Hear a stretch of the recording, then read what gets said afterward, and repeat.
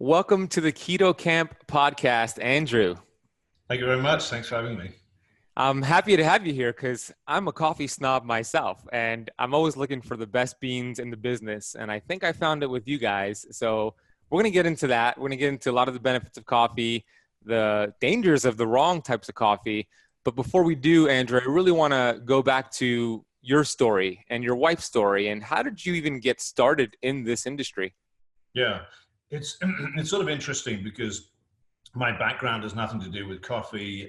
It occurred to me about 4 years ago because my wife was having some health issues and very low energy, difficult to get out of bed in the morning. And she started drinking a lot of coffee, like most of us do, to sort of self-medicate.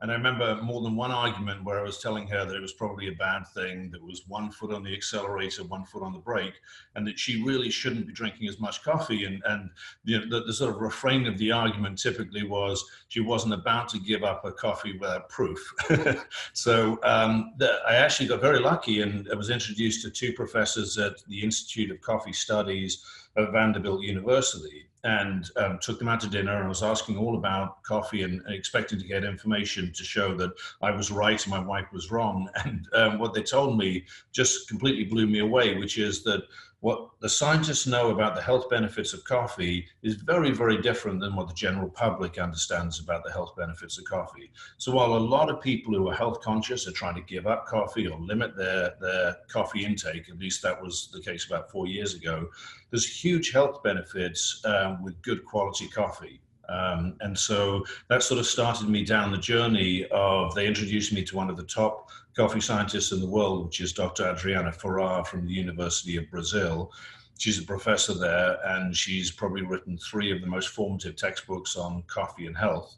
And we just started working together, looking at every step of the production process with only one criteria in mind. If we only cared about the health benefits of coffee, what would we do differently? What processes would we change? What sort of beans would we select? And could we actually find something that would make a difference in terms of a measurable difference in the health benefits of coffee?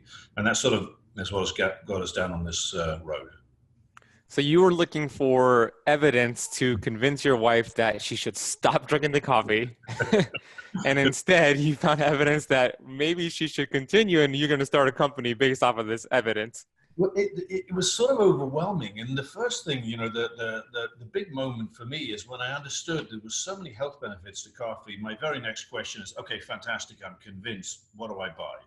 And no one could tell me of a coffee brand that I could buy. No one could tell me of a place where every decision was based on health. They could only tell me criteria. They could say, it's this sort of bean and you need to have it organic and it needs to be roasted in this type of way. It needs to be fresh. And they could give me a shopping list of things that I should care about. But even if you went into the best specialty coffee stores, they typically wouldn't have that shopping list of things. They wouldn't even know which coffee fit that criteria. So that's where I saw the opportunity, an opportunity to hopefully do a lot of good, in the sense that 164 million Americans will get up this morning and drink a cup of coffee. Given it's something that everybody does, most people do every single day, a small adjustment in the quality of your coffee can have a meaningful impact on your overall health.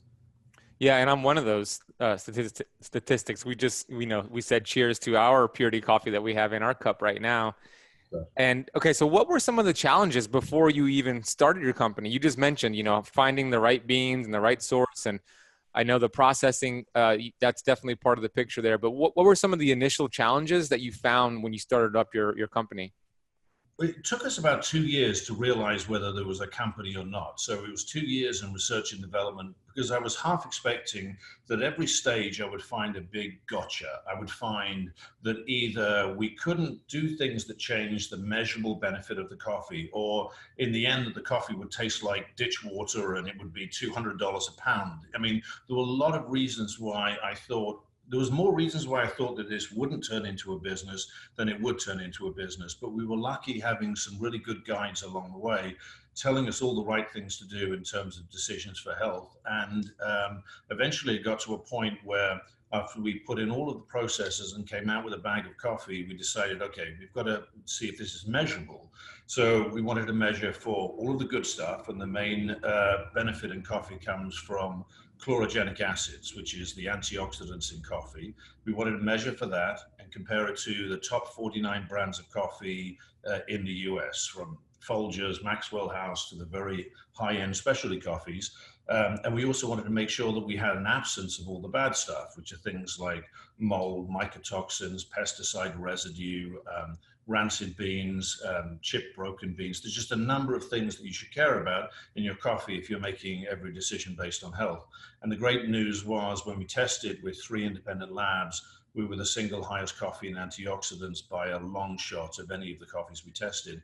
So that was the first moment we thought, okay, we actually can make a difference if we pay attention to the health benefits of coffee. We can actually make a difference by changing a few of these fundamental things in our sourcing and our processing and the delivery of the coffee.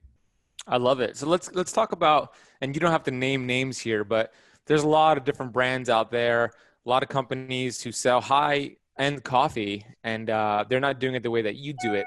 So what are some of the things you see out there that are causing actually negative effects from the coffee, like the mold, the pesticides?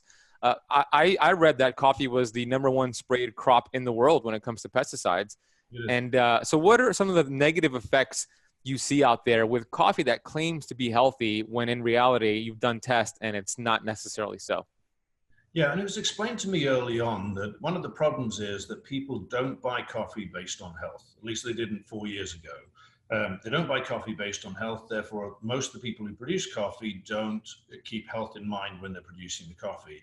And so there's a lot of shortcuts, because the big drivers in coffee today are the cost of the coffee, the convenience of the coffee, and the taste of the coffee. So if you're looking at very high-end specialty coffee, they care all about the taste, and they care about the process and the farms, and it's all great stuff, but they're not looking at the health benefits, and they're not looking at the antioxidant content of the coffee. And if on the low end, you're looking at just a delivery system that does it at the lowest price and the highest margin, so a lot of corners can be cut. There's just so many, but I can give you a few examples. I mean, the most obvious one to start with is the fact that, as you said, coffee is the most heavily treated crop on the planet next to tobacco. It's treated in countries that don't have the same level of oversight that you do in the US, which means pesticides and herbicides that are used in those countries wouldn't be allowed to be used in the US, but nevertheless, it ends up in your cup. And that's a big issue. Then there's an issue with the humidity of the coffee.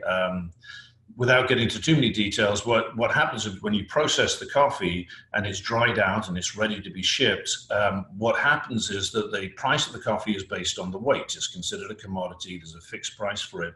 So a lot of farmers will spray their coffee with water, which will moisten the coffee so it's heavier. It absorbs that, and now you're shipping it across, continents, and you're getting mold and mycotoxins and some of the issues there with it. Roasting of the coffee. If you only care about taste, then the coffee is going to be roasted in a very dark way sometimes, or a light way, but there's no compensation on either at the light end of the scale, creating acrylamide, the dark end of the scale, creating a thing called polycyclic aromatic hydrocarbons, which you get from any sort of burnt food. And also the antioxidants drop off dramatically in the coffee as you roast it. So, Well, yeah, those are all problems right there. And if you're not aware of it, you're going to be going to your local coffee shop or your chain coffee shop, and you're going to be drinking this every single morning, not realizing that it might have pesticides. It might have these mycotoxins. It might have even heavy metals in it, and you're not aware of it. So what could that lead to? If somebody's drinking this every single morning, this pesticide-laden mycotoxin drink with low antioxidants, maybe no antioxidants, what would that do to a person? It's very difficult to give a straight answer to that. The reason I say that is that there's been about 19,000 studies done on coffee and health. It's one of the most well-researched foods on the planet.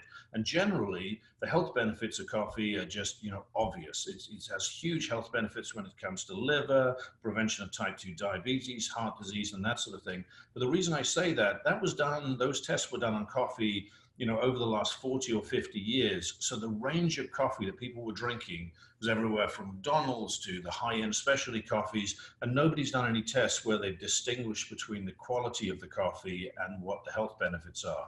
The good news is that even with this wide range, there's huge health benefits linked to coffee. So our perspective is this: coffee is good for you, but it can be made better. If you pay a little attention to it, then if these health benefits are present with just normal coffee, what would happen if you had 2 to 3 times the antioxidants, if you didn't have to be ingesting the pesticides along with the chlorogenic acids, which are great for you, if the coffee was fresh instead of stale, all of these sort of things.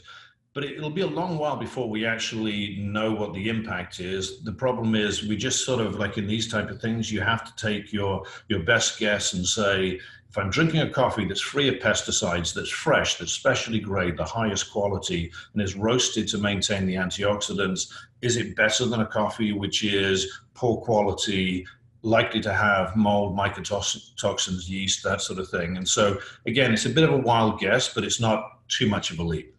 Yeah, that makes a lot of sense. So what are some red flags that my listeners could look out for when they're buying coffee that, if it has this, if it comes from this region, or if it has this on the label, that it's probably one of the bad ones that we were just talking about? Are there any red flags they should look out for?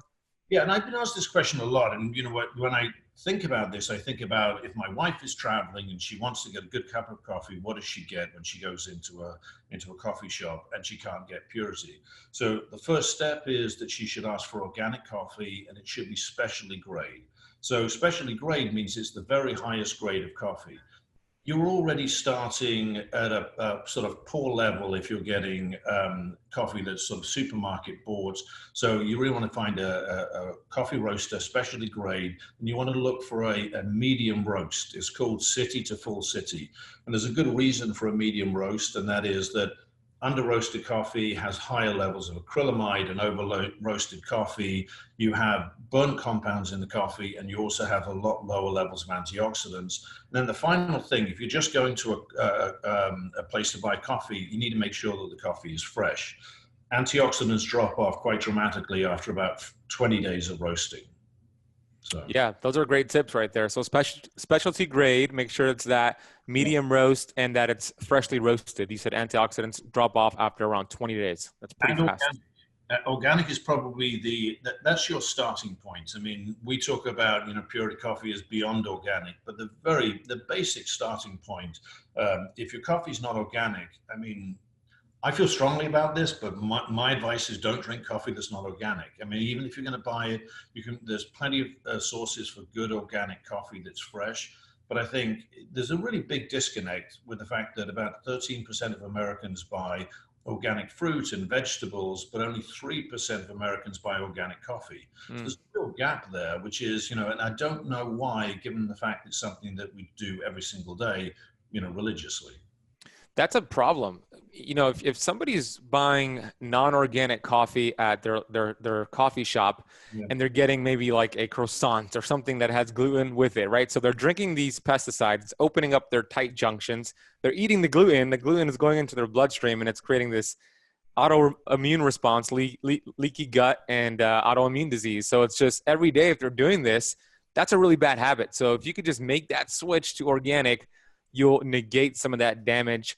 Okay, let's get to purity coffee. I love purity coffee. I drink it every single morning, and I've been doing that for over a year now. I think it's been actually over a year that it's been my go-to coffee. And I'm a bit of a coffee snob. I've searched other brands, and I found some good ones, but it wasn't until I came across purity coffee that I was like, wow, this tastes really good. You have the research to back it up, and I love your process. So could you explain what you guys do differently, your process, what you look for, and just how you don't cut any corners, and what you said you are beyond organic? Could you break that down for the listeners? Yeah, I mean, the starting point was really that primary question, which is what would you do if every decision was based on health and you didn't want to make any compromise? So some of the decisions you would say would be very obvious. They were easy decisions to make. So if you're looking at the choice between organic coffee or coffee with pesticides, that's a 5-minute decision. If you only care about the health benefits of coffee, of course you're going to pick organic coffee. But then there's a number of other things that go into that that are less obvious. So the first thing is it has to be organic. The second thing is it needs to be specialty grade, and specialty grade means the very highest grade of coffee. So the reason why that matters when it comes to your health is because every time a coffee drops down a grade, it's because there's defects in the coffee. And defects are things like mold in the coffee, they're broken or chipped beans, they're over fermented beans, and all of these represent a poor practice in the farm or in the way that the coffee is processed. So the highest grade of coffee, that's important. We do some, over the years now, through testing, hundreds of coffees from around the world, we've noticed there's some parallels between farming practices and coffees that are higher in antioxidants. So we only pick coffee that is hand-picked and hand-selected. So the reason for that is there's a lot of mass production in coffee, and they take these big sort of tractors that go between the coffee trees, and they're all lined up in rows, almost like a rows of grape trees. And so basically what they're doing is they're scraping all of the trees, and they're pulling off the underripe berries, the overripe berries, and the perfectly ripe berries at the same time as twigs and stones. And then their job is to filter it out afterwards and try and take all the contaminants and the overripe berries out of the coffee. And that creates some real problems that you can never get away from if you've created them in the beginning. It's sort of like taking a moldy strawberry and putting in a vat of fresh strawberries. That whole vat of strawberries is going to go moldy very, very quickly. So you can't introduce mold at any stage of the process. And not having hand-picked, hand-selected is one of the problems. Then what we do, I think is probably one of the most important things is we test for mold, we test for mycotoxins, we test for pesticide residue, and then beyond that, we define a roasting protocol that we work with the University of Brazil with. And basically the roasting protocol is for every harvest, there's a sweet spot in the roast where you're trying to keep the most of the antioxidants in the coffee. And so we lab test a roast at about 50 different points on the roast, and we're pulling out samples, and we're plotting the curve of where antioxidants drop off, and we're pulling our coffee out at the right points. So that's a big issue, the amount of antioxidants in your coffee. Then the final thing I would say is freshness. Most people are drinking stale coffee. If your coffee was roasted more than 15 to 20 days ago, there's a big drop off in antioxidants as well. So freshness is a big deal. Yeah. See, those are just, it's clear that you know what you're doing here, and you go above and beyond the call of duty, because I've never heard coffee companies talk about that, hand picking versus the what you just explained, how they have these machines. I just take all beans, whether they're moldy or not, and they mix it together. And that's a huge issue, because like you said, if you're throwing in a moldy strawberry with healthy strawberries, it's going to mix with it, and that mold's going to expand. You mentioned the studies, how you test this. Is there a link for that you could provide for me that I could put in the notes? Absolutely. So we've got a pretty comprehensive, we decided to be very transparent as a company, and we actually want to encourage other people to look at health benefits of coffee when they're producing their coffee as well. We think that this is a very big market. We would really want to encourage other coffee companies to do this. So we've been very transparent about our results and all of our testing, and we're constantly trying to beat our own results from the previous harvest with more antioxidants. But I'll send you the link, and it's basically 3 independent labs. We work with the University of Brazil, the University of Lisbon in Portugal, and we worked with a silica, which is basically mold and pesticide residue in the US. We published all our results, and we published all of our standards as well. Things like we talked about the hand-picked, hand-selected, bird-friendly is another one that we have as a standard. All of these based on health, and with an explanation of why we do these based on health. Awesome. Yeah. So he's going to send me the link, and I'm going to put that in the notes if you want to check that out. We encourage you to do so. You said at the beginning, when you were sitting down at dinner, learning about coffee, learning about, you wanted to pick the brains of these individuals. Yeah. You learned that the scientists have a different understanding of coffee than the general public. Yeah. And they know a lot of benefits of coffee that the general public does not know of. So what are some of those benefits that you learn? And can you go a little deep into that, what you've learned over the years and what coffee does to the body in a beneficial way? Yeah, the most important thing is when I looked at a list of all of the health benefits of coffee, my original sort of assumption is this just can't be right. How could one product have so many health benefits that are so diverse, like the prevention of type 2 diabetes, or the prevention of liver disease, fatty liver disease, or end-stage liver disease as well?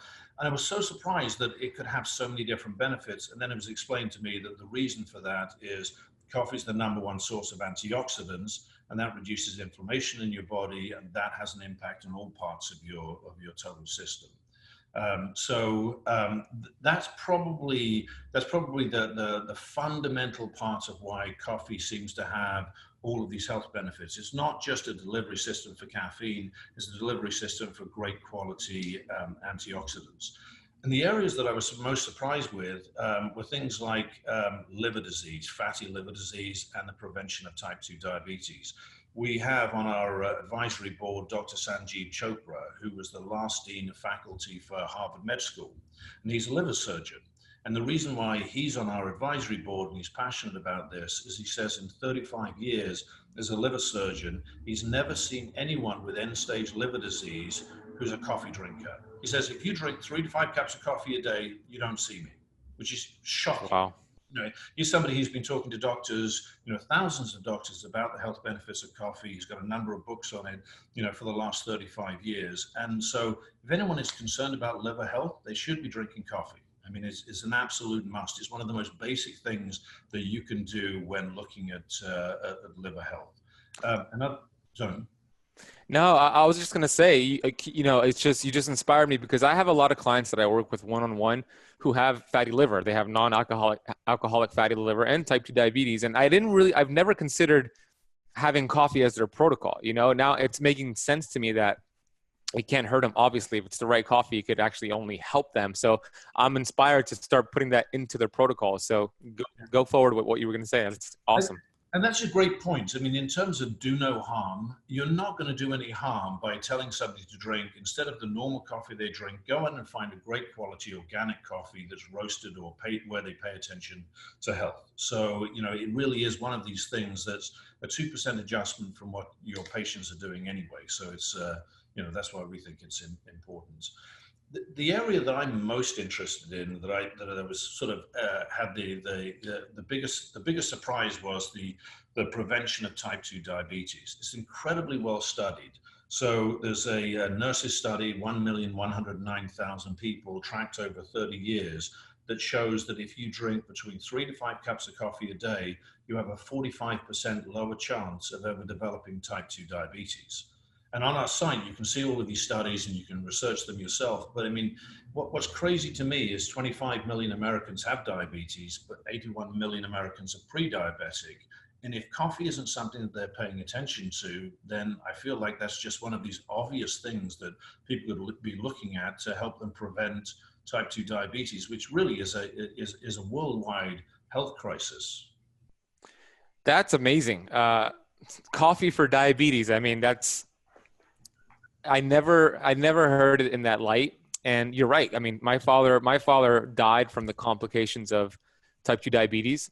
60% of Americans are diabetic or pre-diabetic. It is, and it's getting worse and worse and worse. So doing something, if you're listening to this and you're pre-diabetic or you're overweight, which probably means you might have fatty liver, or you are type 2 diabetic, just switching your coffee to a coffee like Purity, a very organic, high antioxidant coffee, it cannot hurt you and only could help you. And that's just one small switch that you just make. You just change your brand to this brand, and all of a sudden you're going to get healthier, along with keto, along with fasting, along with all the other tools that we teach. But this is such a simple swap. I encourage you guys to go to the website. I'm going to put a link for that, for the website and all the studies he's mentioned in the notes. So go do a little digging, look at the research. It's mind blowing to me. I'm just hearing about this, and I'm inspired to start implementing coffee as my protocol with my type 2 diabetic patients, and pretty much anybody. I think it's important for anybody who's already drinking coffee to just make that switch to something that's going to only benefit them. Yeah, I mean, I think that's a very good point. I mean, the reason why we've got this problem with diabetes is not a lack of information. We all know that, we need to exercise more and drink less and cut out sugar and eat more fruits and vegetables. And it's not a lack of information that's stopping us from making the decisions. It's that these decisions are sometimes difficult to make. I mean, it's hard to do big lifestyle changes and exercise more for a lot of people. And a shift in the quality of your coffee is a very easy decision. And that should be that's the way we look at it, is one of the easier things that you can do in a shopping list of things that you should be doing. Yeah, right on. What would you say would be the most surprising benefit you've come across with coffee? If you've mentioned it already, you can mention it. But what's been the most surprising thing that you've seen? Like, oh wow, this coffee actually been shown to do this. There's so many weird things. I mean, in the first 2 years, it was almost a weekly occurrence where I was saying to my wife, I can't believe it. Coffee helps with gout, or coffee helps with, heart disease, or coffee helps with tooth decay. I mean, things that you're going to see sound like they're crazy, but, just do a Google search and look it up and just search some of those things like coffee and gout, or coffee and, some of the main ones like type 2 diabetes and liver. They're the obvious ones, heart disease. But there's just so many areas that coffee seems to help with, and they're very large, well-researched studies.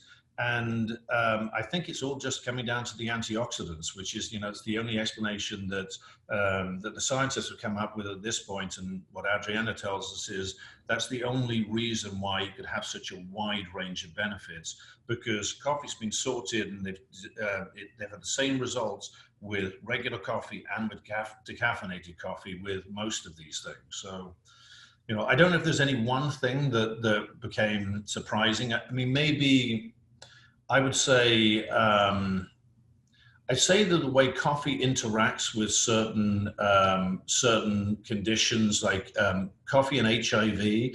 If people have HIV, it's been shown to have a huge health benefit in terms of longevity. If you have the BRCA1 or 2 mutation, coffee seems to have a real big health benefit, like 40 to 50% longevity, increased longevity in the period studies. Wow. I mean, there's a lot of. The problem is those studies are not of the same sort of magnitude as the other smaller studies. So, I mean, the studies that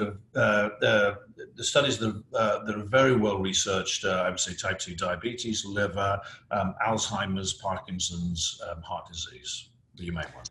Yeah, it's so fascinating. What are some of the myths out there surrounding coffee? I know one of them. I mean, coffee is acidic. Could you break that down?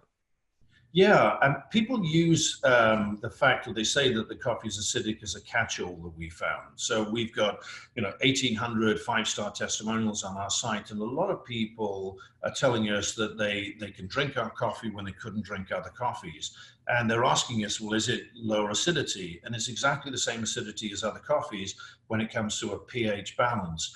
But coffee is no more acidic than watermelon. So it's not actually very acidic, and if you eat a lemon, it's incredibly acidic. But of course, that doesn't cause health problems or stomach problems. So what we're thinking is that this is a result of sensitivity to areas like pesticide residue, to molds, to substandard coffee, to coffee that's stale, and that's a real issue. I mean, most people, as I said, are drinking stale coffee, so the oils and the lipids on the coffee have turned rancid, and that's just not good for you to drink. And so while we can't pinpoint exactly what the thing is that's causing that those stomach problems, we know it's probably not acidity, and we know that if you remove any of these negative compounds, it seems to have a huge difference to the way that people can, tolerate their coffee.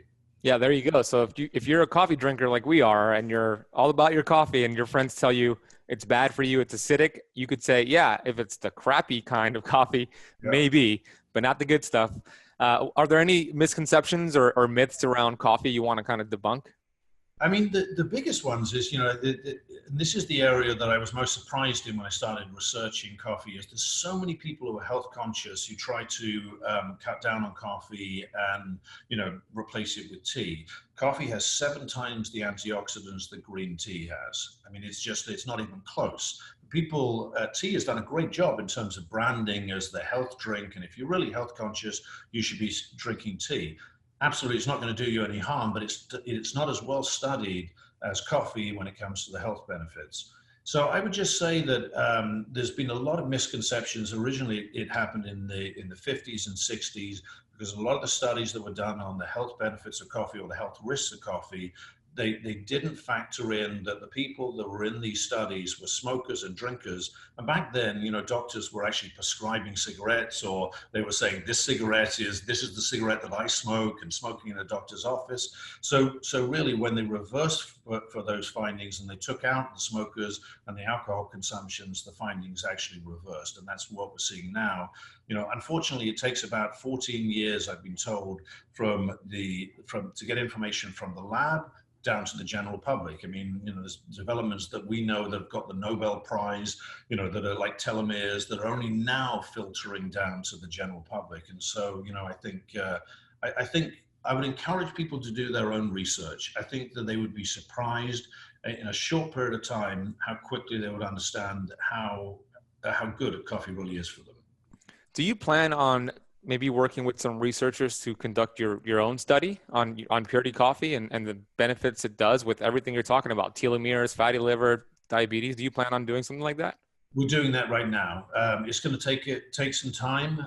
We're doing a number of studies like that in terms of prevention of type 2 diabetes in different groups, and liver with some professionals in the industry that can give us the right directions. There's certain compounds that you can dial up in coffee that we know are helpful beyond the antioxidants for certain problems. So things like in the liver, cafestol and cawiol is very good for liver health.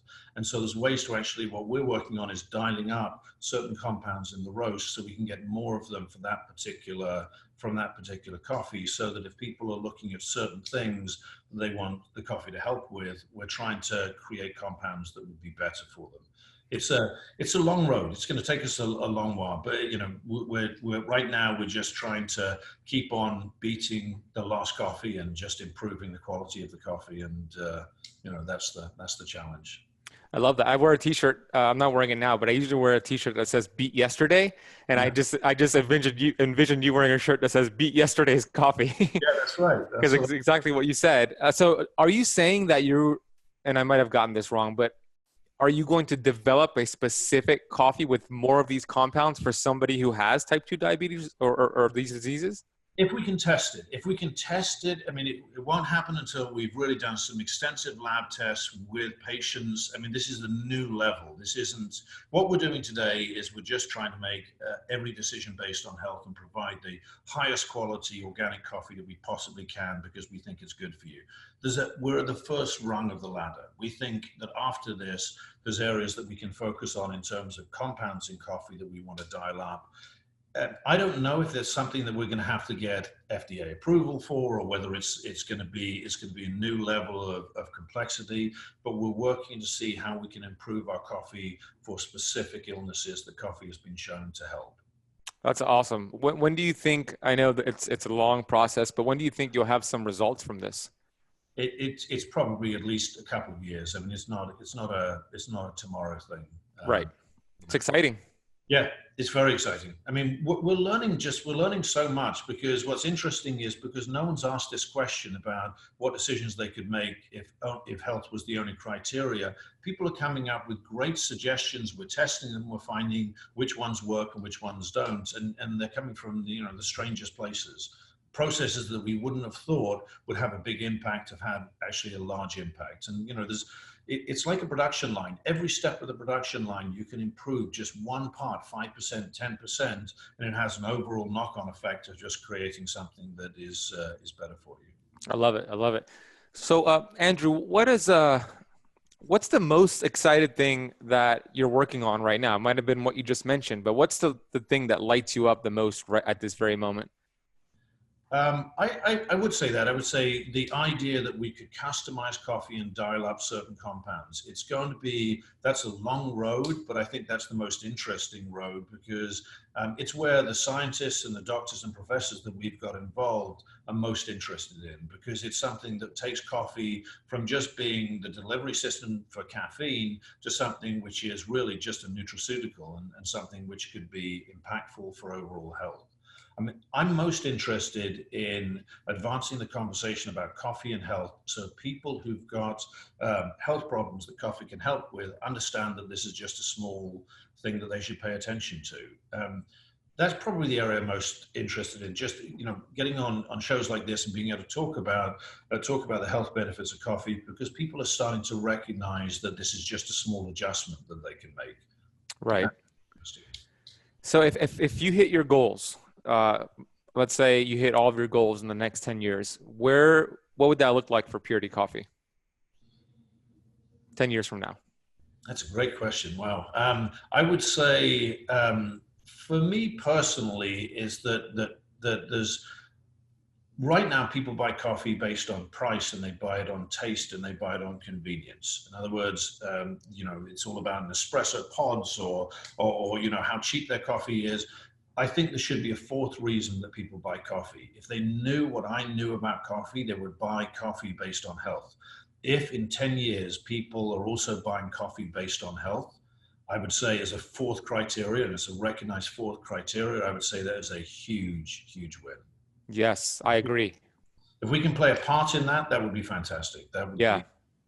I'm going to play my part in that for sure. I'm all about educating. So that's why I have you on the show. That's why I drink your product, because I believe in your mission, and there's a lot of synchronicities here. So I love what you're doing. You speak a lot about health and making your decisions based off of health. And that's the right mindset. I want to know what your definition is of perfect health. What would be your definition of perfect health?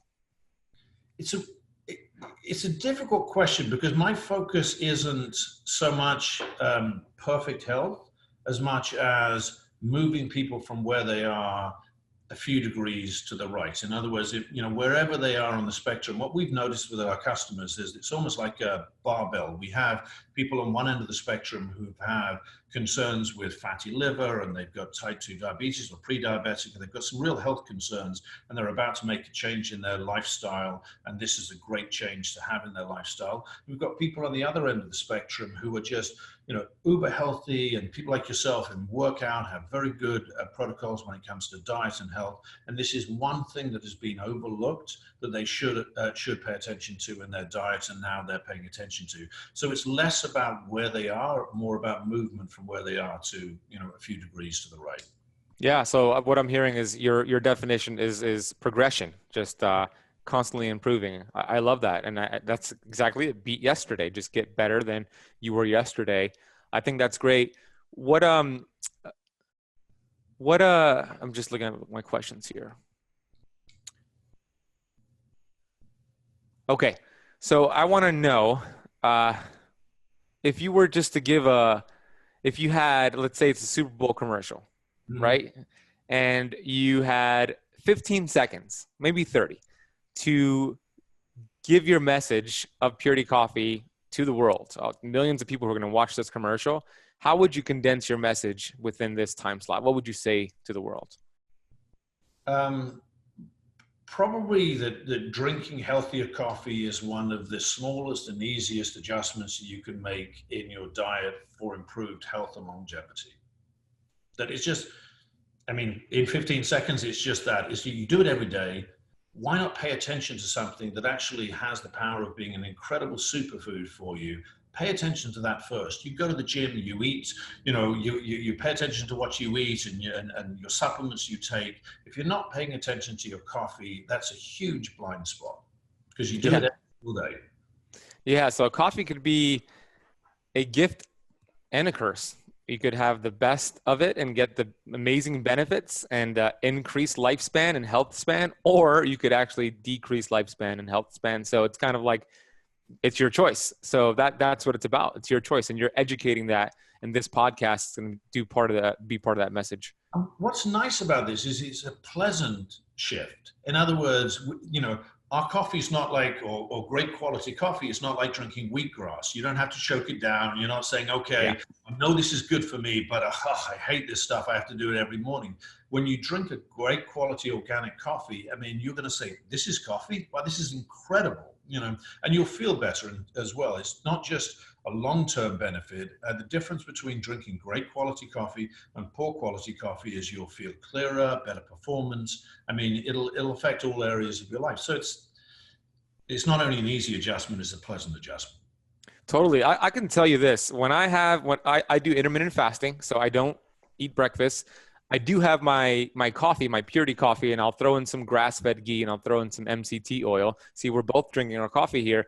And when I do that and I practice intermittent fasting along with it, so if you're an entrepreneur, I hope you're listening to this, I feel like I have superpowers. I have energy, I have focus, I have clarity.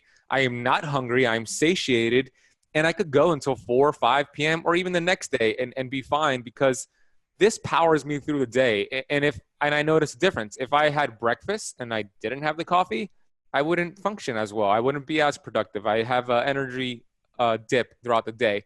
So if you're an entrepreneur and you want to just take it to the next level, you want to get fat adapted and then practice intermittent fasting with some coffee, purity coffee, and you're going to notice that you're going to just increase your results and your health as well.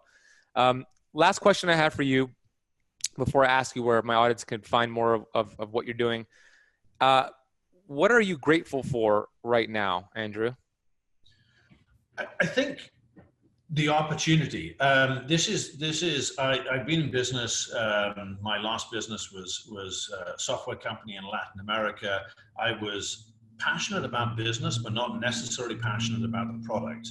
And this is the first business, strangely, that I'm just all in. I mean, I'd loved business before, but the opportunity to have a business that is just so interesting, so thought-provoking, and potentially can change, hundreds of thousands of people's lives. That's what I'm most excited about. I get to play in a space that really can make a difference, and it's very exciting.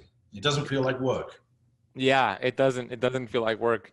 No. I want to, well, first I want to tell the listeners that if you're interested in getting this coffee, go to ketokampcoffee.com. And remember, it's Kamp with the K, and you could buy your coffee beans. This is where I get it from, and it's purity coffee beans, of course. And I want to acknowledge you, Andrew. I want to acknowledge Purity Coffee and what you're doing. You went from the pain that you experienced with your wife getting sick, you turned that into purpose, and now you're living on purpose with that purpose. And like you said, you're changing lives, my friend. And it's such a shift that people don't understand yet. At least the masses don't. But I see you dedicated to delivering this message to the world. Let them know that, hey, if you just make this switch, it is crucial for your health. It is crucial for your longevity. And you guys are doing it. I see Purity Coffee everywhere with major influencers, and I see it just growing and growing and growing. And I just want to acknowledge you because you don't cut corners. You make decisions based off of health, and you don't make decisions based off of profit. You do it based off of what you can do to bring health to the world, to educate the world, and you have the studies to back it up. So I want to acknowledge you and say thank you, Purity Coffee, and just all the work you're doing, Andrew. Oh, thank you very much. Thanks for having me on the show. It's great.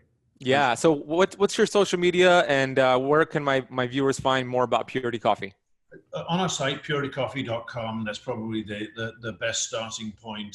We've got a lot of information there, probably too much. I'm sure the marketing people would say that it's just too much information heavy, but for us, we really wanted to lead with education. And so there's just everything that you could be interested in about coffee there, and coffee and health. So yeah, that's a good place to start. Well, there you go. I'm going to put every single link we spoke about in the notes. So go to the notes, get educated, continue to dig a little deeper, make the switch, and your future self will thank you for it. So Andrew, thank you so much again for your time. Oh, thank you. That's great.